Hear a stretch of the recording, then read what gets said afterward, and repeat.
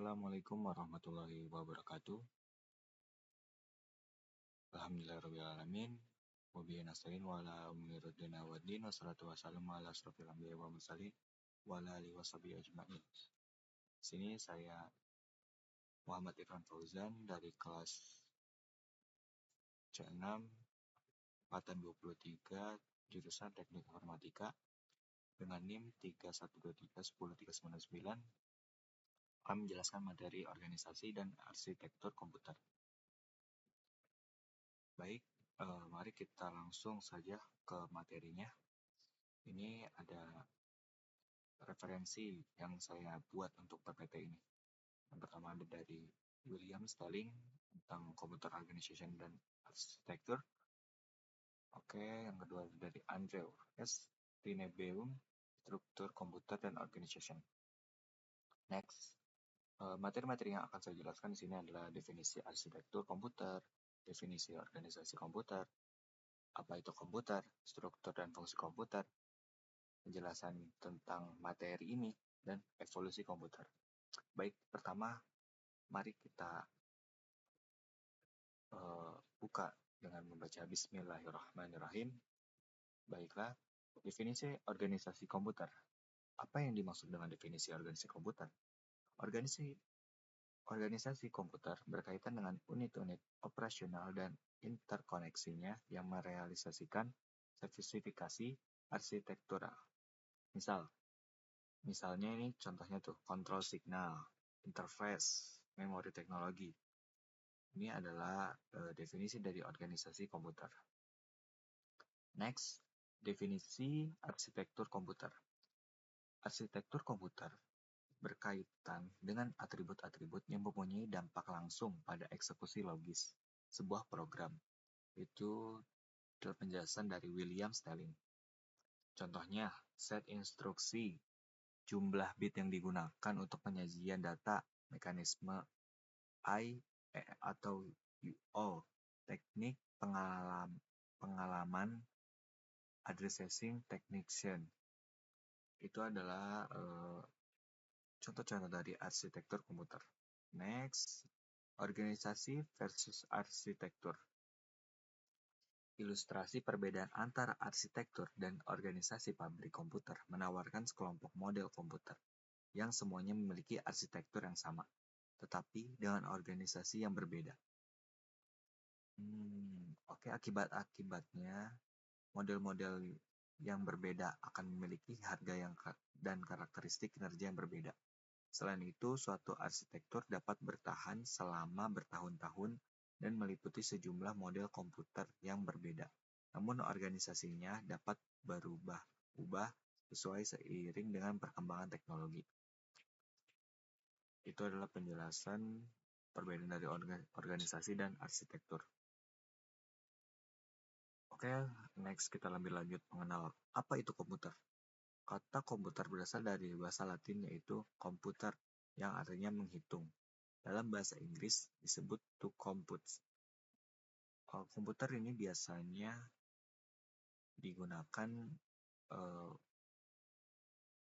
kebanyakan digunakan pada kantor-kantor atau di ruangan-ruangan dingin yang membutuhkan pekerjaan-pekerjaan teknologi seperti desain-desain grafis, manajemen kantor, dan lain-lain sebagainya. Oke, definisi komputer, sekumpulan alat elektronik saling bekerja sama, dapat menerima data input, mengolah data proses, dan memberikan informasi output, serta terkoordinasi di bawah kontrol program yang tersimpan di memorinya. Semua komputer memiliki 4 fungsi, yaitu pengolahan data processing. Pengolahan data ini biasanya sering dilakukan oleh orang-orang untuk membenarkan manajemen dari sebuah pekerjaan. Penyimpanan data ini juga penting sangat untuk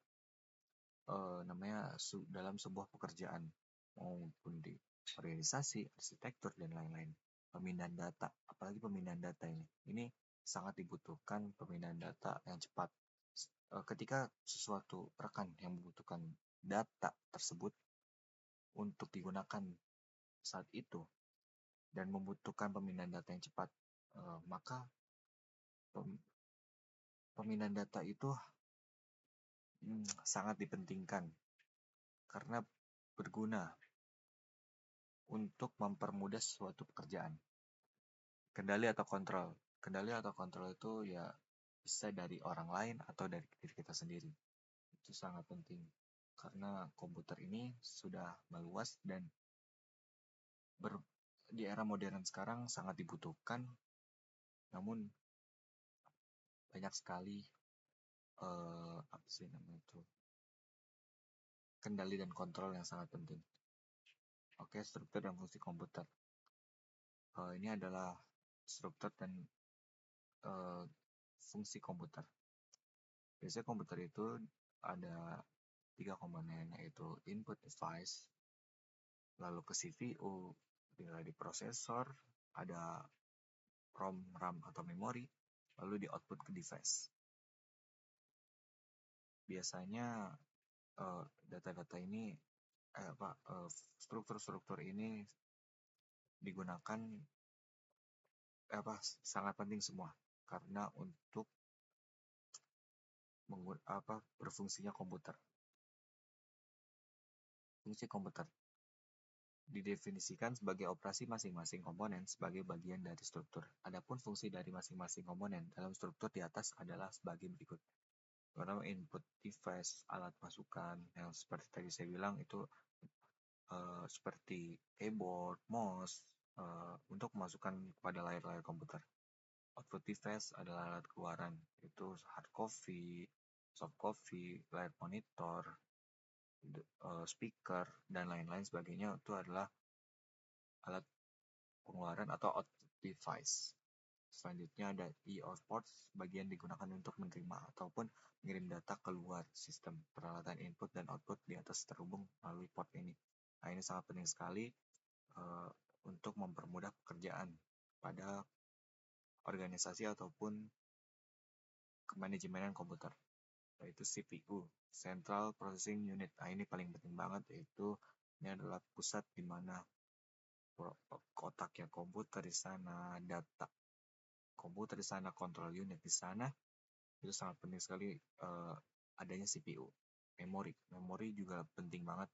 Memori ini terbagi menjadi 2, yaitu ada RAM, Random Access Memory, yang berfungsi untuk menyimpan program yang kita olah untuk sementara waktu, dan ROM. Yang kedua, itu Read Only Memory, yaitu memori yang hanya bisa dibaca dan berguna sebagai penyedia informasi pada saat komputer pertama kali dinyalakan. Data bus adalah jalur perpindahan data antar modul dalam sistem komputer. Karena pada suatu saat tertentu masing-masing saluran hanya dapat membawa 1 bit data, maka jumlah saluran menentukan jumlah bit yang dapat ditransfer pada suatu saat. Lembar data bus ini menentukan kinerja sistem secara keseluruhan. Sifatnya bidireksional, artinya CPU dapat membaca dan menerima data melalui data bus ini. Data bus biasanya terdiri dari 8, 16, 32, dan 64 jalur paralel. Terus yang ketujuh adalah address bus, digunakan untuk menandakan lokasi sumber ataupun tujuan pada proses transfer data. Pada jalur ini, CPU akan mengirimkan alamat memori yang akan ditulis atau dibaca. Yang terakhir adalah control bus. Control bus digunakan untuk mengontrol penggunaan serta akses ke data bus, dan address bus terdiri dari 4 sampai 10 jalur paralel. Evolusi komputer. Komputer generasi pertama yaitu jatuh pada tahun 1941, pemicu Perang Dunia II, penggunaan vacuum tube, dan instruksi menggunakan bahasa mesin. Next, komputer generasi kedua itu adalah di tahun 1948 menggunakan transistor. IBM sudah memiliki CO, program yang penyedia penyimpanan disket, munculnya COBOL, Fortran, software host, programmer, analisis, pemanfaatan pada skala industri. Ini komputer-komputernya sangat besar sekali ya, tidak seperti di zaman era modern. Komputer generasi ketiga itu ada pada tahun 1958, penggunaan IC, integrated circuit, mengkomunikasikan 3 komponen elektronik dalam sebuah piringan silikon kecil yang terbuat dari pasir kuarsa. Munculnya chip semikonduktor, gabungan antara IC dalam satu chip yang dapat diprogram sesuai dengan kebutuhan. Dan komputer generasi keempat itu adalah pada tahun 1980. Setelah IC tujuan pengembangan menjadi lebih jelas, mengecilkan ukuran sirkuit dan komponen-komponen elektrik. Large Scale Integration (LSI) dapat memuat ratusan komponen dalam sebuah chip. Very Large Scale Integration (VLC) itu memuat ribuan komponen dalam sebuah chip tunggal.